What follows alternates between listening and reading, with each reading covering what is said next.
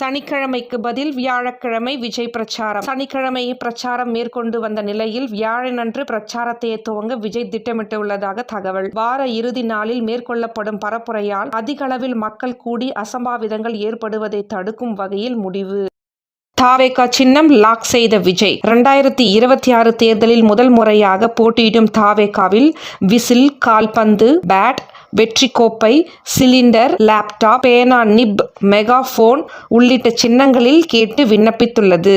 தாவேகா தலைவர் விஜய் நினைத்திருந்தால் திமுகவுக்கு எதிராக ஏதாவது ஒரு கட்சியில் சேர்ந்து துணை முதலமைச்சராக கூட எதிர்காலத்தில் ஆகலாம். மாநில அரசு முதல் ஒன்றிய அரசு வரை அவரை பின்னால் இருக்கிற இளைஞர் படையை பார்த்து நடுங்கி போயிருக்கிறது. எப்படியாவது அவரை நம் பக்கம் இழுத்து போட வேண்டும் என்று. ஆகையால் தனியே களம் காண துடிக்கிறார் பதவி ஆசை இல்லாமல். இப்படிக்கு விமர்சகர் பாலா.